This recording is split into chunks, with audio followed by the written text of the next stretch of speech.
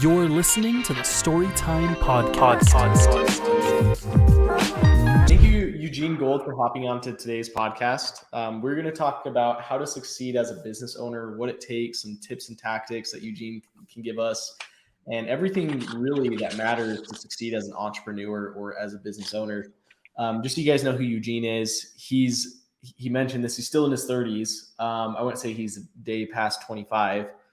And he's the author of the book, Finding the American Dream, a successful entrepreneur, executive, mentor, speaker who teaches creative marketing, business development techniques, and thought leadership to up-and-coming millennial entrepreneurs.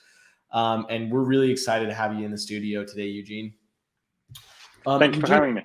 Yeah, you got it. And just to start us off, so this question is always interesting, and I love to hear it because, Eugene, actually, if you want to give some background of like who you are, what you've accomplished, and I think that will give a good way into the podcast and a question that I have for you. Yeah, sure. Pretty much immigrated to the United States when I was 13, 14 with my mother. Attended high school, graduated high school in 3 years, went to my bachelor degree, got it in a year and a half, then got my master's in 6 months.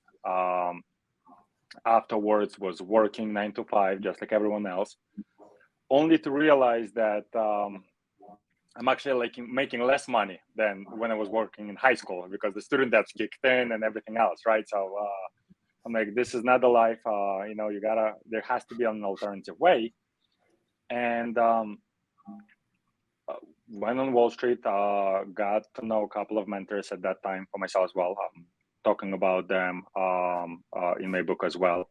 They showed me sales. They explained how everything's pretty much working, and hustled since that moment, and set up the vision and build a company. And when first initially started, it was horrible.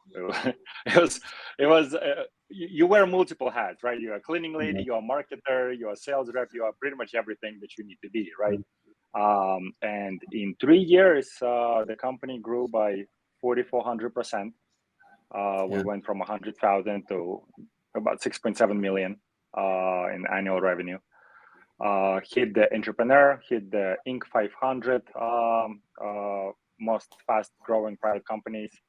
Did the same thing the following year. Did the same thing the year afterwards. And at that point, pretty much got the contract for the book, speaking opportunities, and so forth and so on. So that's in a nutshell, I guess. He's the man. Okay. Dang. Thanks, Eugene. So really, when you talked about the 9 to 5 and you realizing there's something better, this is an awesome question that gets asked a lot. Like, what is your why? And what I mean by that is like, why do you want to be successful, or why did you want to start your own business? And maybe those are two separate questions, but if you could walk us through that, because I think one thing that business owners do is they're like, yeah, I want to start a business, but they don't know why they want to do it. It's like, then what's the purpose of doing it? You know what I mean? So I'd love to hear you first. So let's look at it this way, right? So I guess you had a lot of questions I had, so I'm going to try to go one by one. Yeah. Initially, you kind of looking at it, and you're sitting on Instagram and you're shooting this lavish life, and you understand half of it is fake, 100%. They rented the Lambos and so forth and so on, right? But no one is telling you how to get there. I mean, the only advice that you're receiving is probably from your peers, from your parents, and it's like, oh, well, you should go to school. And at this point, you kind of realize, you're not gonna take an advice from a fat neighbor how to get a six-pack, right? So it's like, why would you take an advice from a person who drives a Toyota how to get a Lambo, right? So it's like there has to be something that they're not realizing. You have to go in and you have to hang out with people in that circle, in that niche, and they're going to be telling you a completely different story, right? So you are the average of your 5 friends, right? So pretty much I start surrounding myself with millionaires, with the successful people, and they're pretty much all over the place. You can find them everywhere. You can read the books. They've been written by successful people. You can find them on YouTube. You can find them on ERAPs. You can direct message to pretty much anyone this day, right? So you surround it, you ask the questions, you hustle, you work. And I figured that there has to be a new way. I mean, I tried the traditional way, right? It didn't work. Everything that people have said, I'm actually end up being in more debt than making more money, right? So I was pretty much on a path to find this new way towards the success, and success is defined differently for every single person, right? A person graduating from college, if that was his her goal, then they're successful, right? If they did it. So I defined my own success, my own values of what I pretty much want to accomplish. Luckily for me, it was part of my passion because I needed to find a way that worked for me, and I just jumped in it, and I failed dramatically. Like it was nonstop failure, back and forth. And the idea is, I believe that people are being trained at the current moment when they, when they're being raised by their parents and when they're being raised by school, college, and so forth, is failure is bad, right? So that's pretty much the phenomenon that a lot of people are looking at. It's like you can't fail because you cannot be a C, C minus, you can't get an F. But in real life, it's different. Right? You need to fail in order to learn from it, because if you fail, there's only two opportunities. If you try, you're either gonna succeed or you're gonna fail, in which case you're gonna learn from it and you're gonna try again. So in my eyes, I like to fail. Another way of saying it, failing it forward, right? I imagine myself like putting this white lab coat of a crazy scientist. I'm like, oh, let's try this way. Does it work? No. Okay, what did we learn from this? Let's try again, right? And that's pretty much it. And just repeat. So you mentioned I wonder if I answered your question. Yeah. No, you did. And you mentioned two things that I really want to take away from that. So the first thing is, like, we hear from our parents, or I'm speaking from my point of view, growing up, and most people, when they grow up in like a poorer family, your parents usually say like, yeah, it's not worth it being rich, or rich people are evil, or whatever you might hear, right? And I think why people get scared of talking to like rich people, whatever that means, right? Or successful people, is because they're scared they're going to be mean back to them. What piece of advice would you give someone? Even I'm wondering this too, like genuinely, like if I was going to reach out to a millionaire, how could I reach out to them where I'm still showing them respect, but they also are excited to give me that mentorship? And also, are most successful people excited to give that mentorship? Like, what's your opinion on that? Well, let's look at it this way, right? So a relationship, it's always a two-way street, correct? You definitely do not want to be on the aspect of only taking and not giving back, right? So the problem is a lot of people right now that think they want something, or like, I want to be, I want to do marketing. Well, marketing what? Like interior marketing, design, like what exactly? Have you defined that for yourself, right? Or you just think, or you heard, or you read somewhere that it's great, right? Or I want to do finances. Well, what is it? Mergers and acquisition? Is it financial analysis? For which industry? Because numbers work differently, right? So a lot of people, they simply saying without actually knowing, and they speaking generally. So you want to first have a laser focused niche concentration. Now, how do you get that? It's fairly simple, right? You just go out and you try. Like, who knows? Maybe, Devin, you're going to be the great architect. You don't even know that, right? But maybe you will be superb. I hope that you are passionate about it as well. And how do you find out if you're going to be good at it or if you're going to like it? Is by actually going and trying and doing this. Going in, picking up the internship, trying it out. If you're good at it and you love it, the first step is to find what you're passionate about and what you enjoy, right? And what you're preferably good at, and something that pays well, right? So yeah, right. And something that people want, right? So once you identify it, the rest is easy.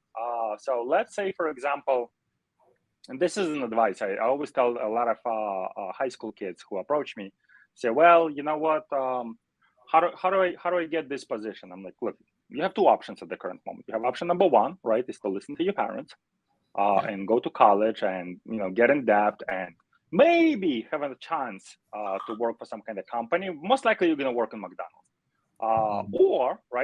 Or take the money where your mouth is. If you literally say that you want to do investments, you want to become a stockbroker, right? Go in, find that stockbrokers on Wall Street, IG directly to them and say, hey, you know what? I want to be a stockbroker. I want to be mentored by you. I've been stalking you like there is no tomorrow. I'm very passionate about this industry. I've done my research. I specifically want to work for your firm and or the next firm you're going to open up.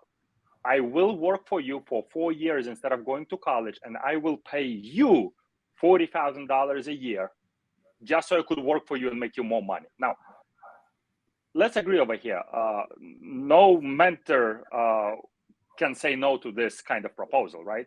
Mm-hmm. In all honesty, no mentor will actually take the money. They will feel the passion coming just directly through the message, right? And at that case, right, I will pick up someone who's willing to give me 40, 50, 60 hours. And I've done that before, right? I told them the whole business, etc. And afterwards, people come in and they say, hey, you know what? Yeah, well, 3 years out, can you give me an offer? I'm like, 100%, because I'm not being left any other option. A person who worked for me for 2-3 years, right, for free or for a minimum wage, learned an entire industry, learned all my vendors, learned all of my employees, learned all of my softwares, always performed above and beyond. If I don't hire him, my competition will. Yeah, right. So, and over here, it's kind of guaranteed. Like, you will get this experience and you will put it in your resume that you can perform. Because at the end of the day, you know, EQ and the skills that you currently possess, right, is way more important than the goddamn art class that you took, you know, in order Indian history in college for 3 credits per semester. Yeah. So it's Eugene. What I love about you is you give it straight, man. And people are like, should I go to college? Should I not? And like Eugene just gave you guys some tips and tactics you can do. And Eugene, you kind of mentioned it, but like it's a two-way street. So if you are going to reach out to someone, how are they going to benefit from it? But also, I would say from my own experience, like most of these successful people are super nice and willing, as long as it's that two-way street. Like they will give you that advice, they'll give you that mentorship. Like Eugene, he's a very busy man. He's taking a half an hour to be on this podcast. There's no reason for him to do it. He just wants to do it, right? He's such a super nice person. Of course, we'll give him content. But I think that's a huge tip, Eugene. So thank you for mentioning that. And I think as business owners start out, you mentioned you fell and you fell and you fell again.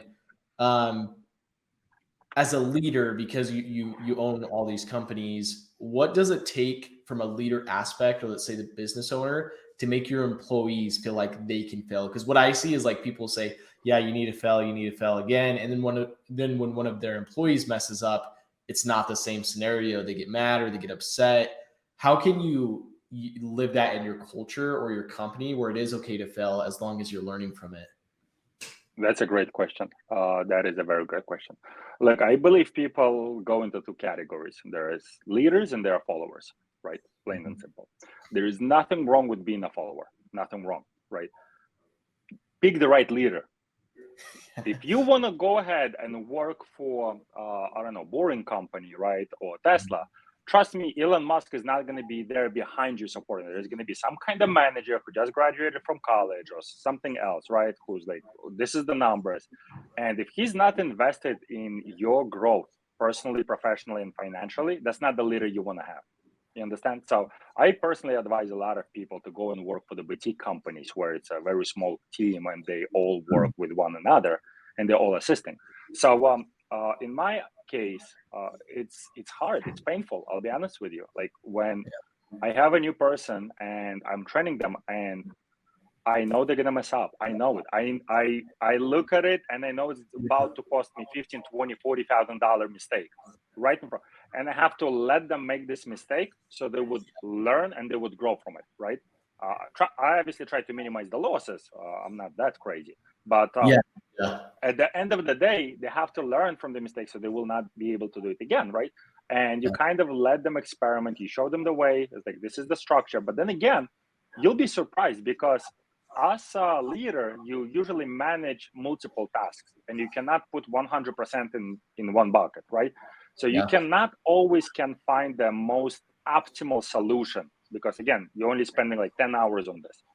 Hiring someone who's working 40, 50 hours on this, this person will most likely, by experimenting, failing, and trying new things, they will be able to find it. So I try to hire people that are on a borderline of insanity. Like they have to be so passionate, they're almost insane. Awesome. To give you an example, right? Like if you hire yourself a copywriter, that guy or girl, they cannot sleep at night because they know they made a grammatical mistake somewhere. Like they will wake up at 3 o'clock in the morning and they will go double check. And same with coders, right? Or if you hire yourself a reporter, like that guy will go to the levels of like stalking with a camera somewhere outside. Like this is how passionate, because at the end of the day, passion will actually trump all the hard work that you actually have. In my honest opinion, I don't know why. It's always worked like this, and mathematically, on my end, it has been proven. To give you an example, if you work at your job for 40 hours and you're getting paid, right? Versus you have someone who's passionate, and when you're passionate, you don't pay attention to time. So most likely you're putting 80 to 90 hours to this. That means you're gaining so much more experience and so much more tools and knowledge and understanding, as well as the connections, that a person who is on payroll simply cannot compete with you. Mm-hmm. Passion is an unfair competitive advantage that people possess. I can teach you finances, I can give you tools, I can give you money, I can give you knowledge, connections. The one thing I cannot give you is passion. That's awesome. So you mentioned actually a bunch of golden nuggets out of there, man. But when you first started, you said you were afraid. You knew they were going to make a mistake. So I think the key takeaways from this, guys, if you're a leader, know that your employees are going to make a mistake and be okay with that. Because what I tend to see is I sometimes, I've been in like businesses where it's multiple hundreds of people. And what I see a lot is like they try to explain everything in depth where they don't even give the person a chance to make a mistake. And then when they do make a mistake, they get really upset at them. And it's like, well, I think you're the same way. I would rather teach them the basics than make a mistake and they learn from it than trying to tell them exactly what to do. And then they're so in their head and so worried that they make the mistake anyways. And they don't learn about it because they're worried about the fear. Also, you mentioned as a leader as well, you need to pick passionate people. So guys, make sure you're picking people that are passionate. Not just going paycheck for a paycheck, right? They're actually passionate about that subject. So that's huge because we're talking to business owners, Eugene, and like for them to know these tactics, even though it's sometimes self-explanatory, you forget about it. So being reminded about it by someone like you is huge. I had business owners come up to me and they're like, Eugene, how come like my people don't work? How come they don't push the most? They don't care. I'm like, of course, why should they? They don't own your business. Right? Exactly. Like, they don't care. You hire them 9 to 5. They came here. They do the task at the minimum possible capacity, and they get out. Right? It's like, what did you do to excite them? So I strongly believe in working with a lot of people who are on commission, who believe in the trade, who believe in the task, and you reward them with a good job, pretty much done. Right?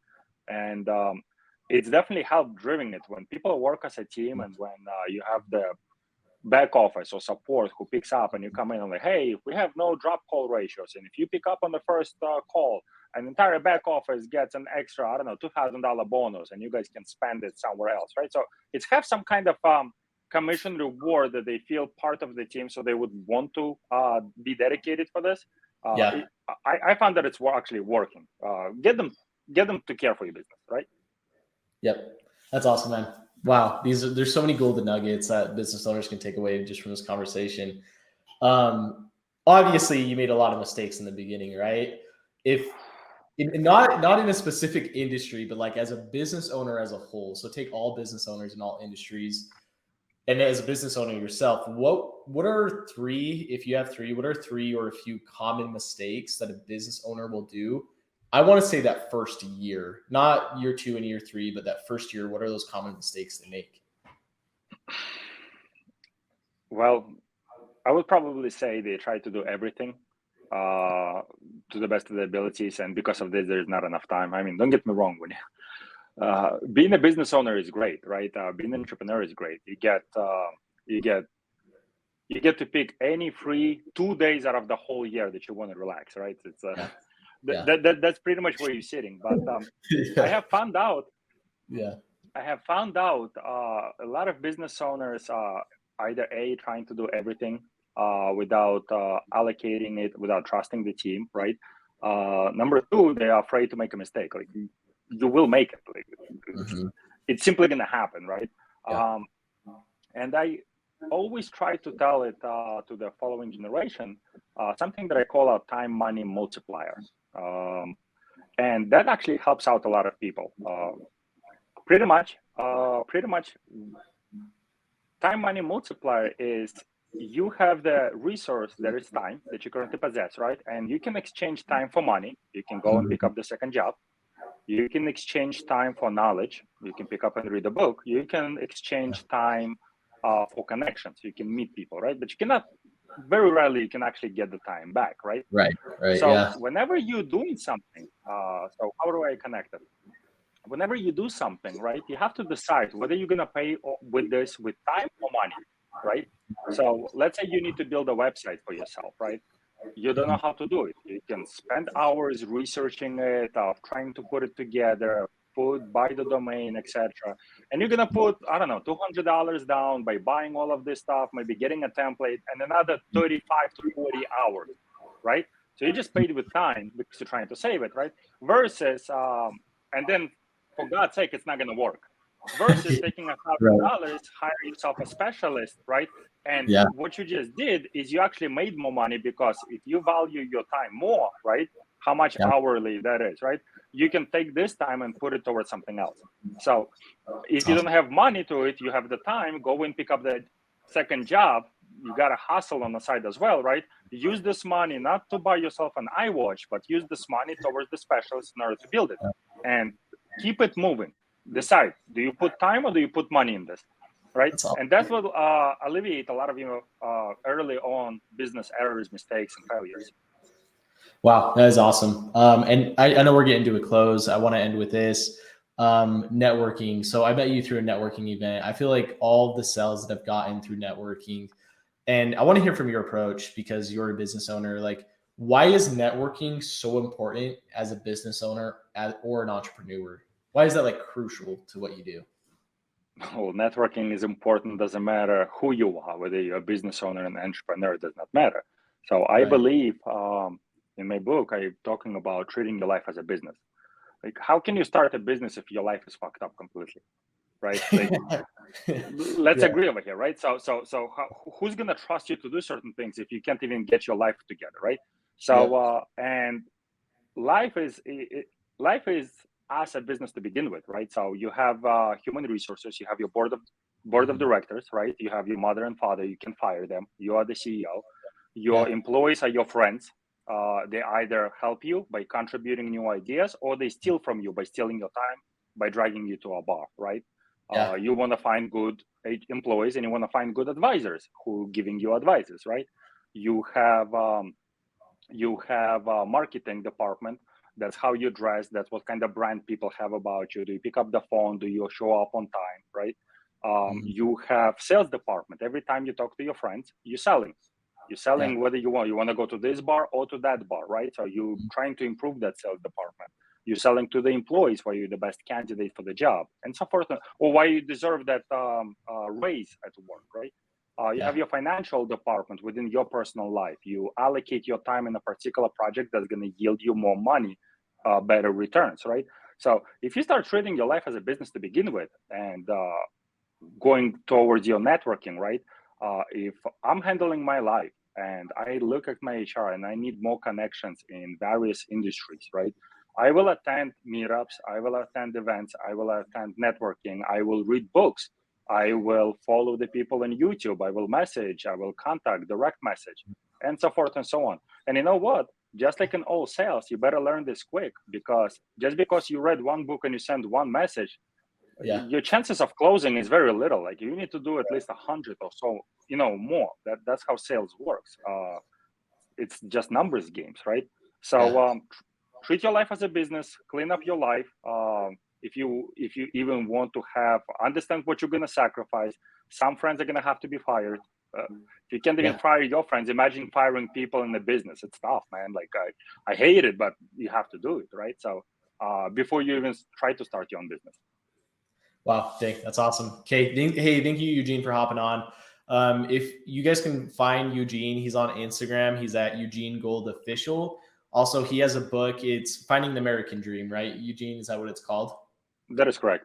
Okay. And is that on Amazon and anywhere they can find it? Yeah, you can find it on Amazon, Target, Barnes and Nobles. You decide. Okay, awesome. And then if what is one message or one call to action that you want to ask the audience as they're listening? And then we'll end with that. Don't be afraid of failure. Fail forward. Okay, awesome. Sweet. Thanks, Eugene. We appreciate it. Thanks for listening to this episode of the Storyy Time podcast. Be sure to catch us next time to stay up to date with all the latest on content creation and social media. Also, subscribe to our trend reports at story.co/trend reports to get the latest trends in your inbox. We'll see you next time. Storyy Time Podcast.